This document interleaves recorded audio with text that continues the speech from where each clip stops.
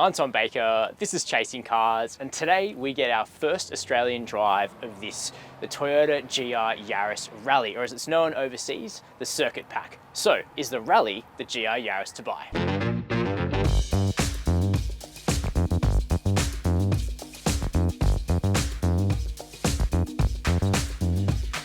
The GR Yaris Rallye is the upgraded version of the standard GR Yaris that launched here in Australia about 6 months ago.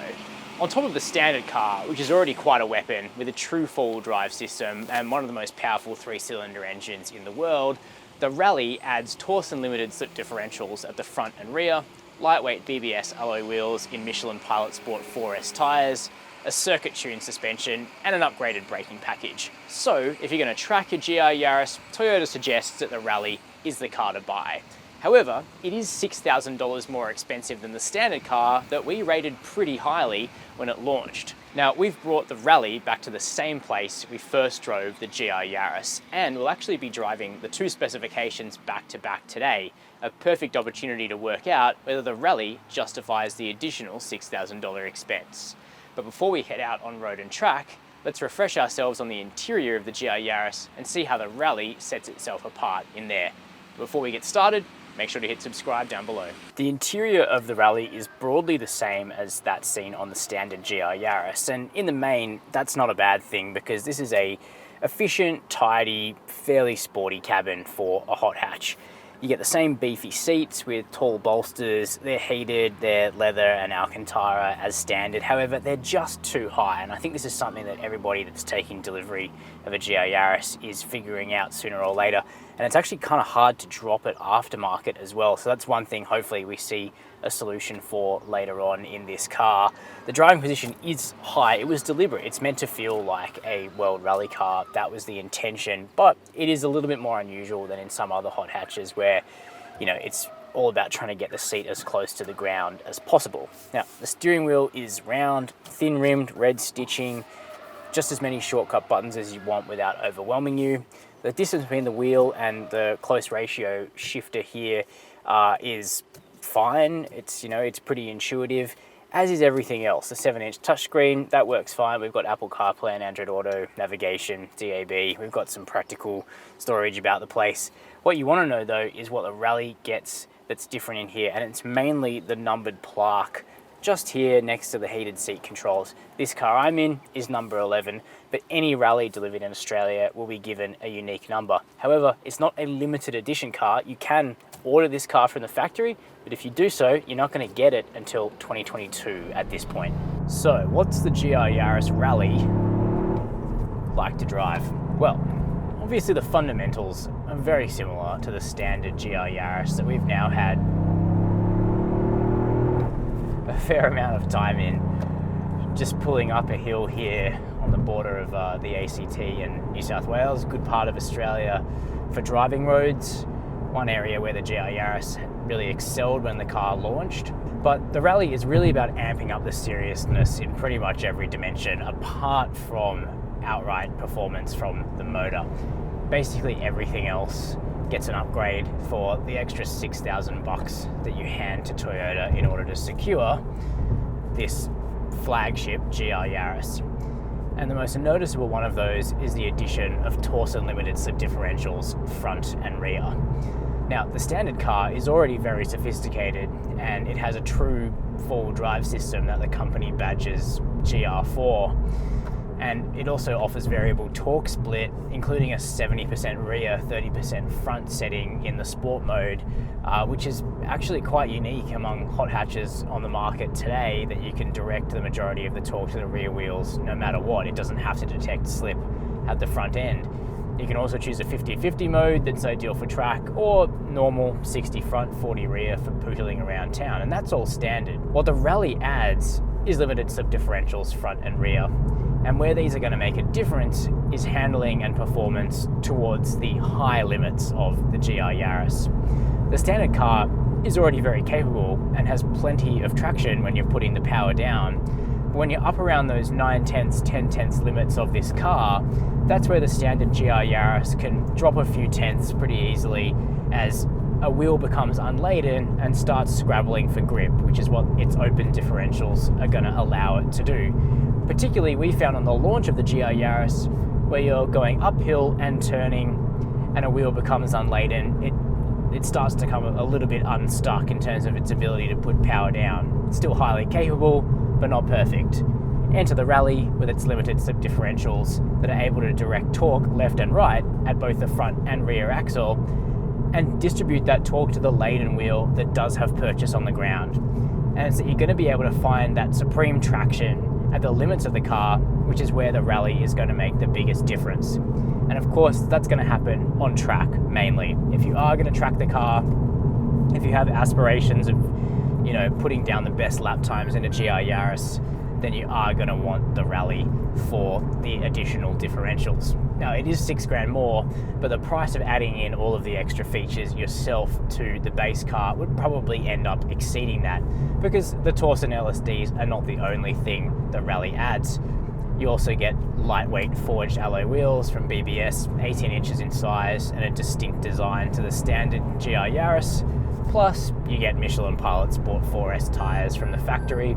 That's of course something you could add yourself, and I personally would add to the standard car, because the Dunlops could be a bit better on the stock version of the GR Yaris, but it is slim pickings.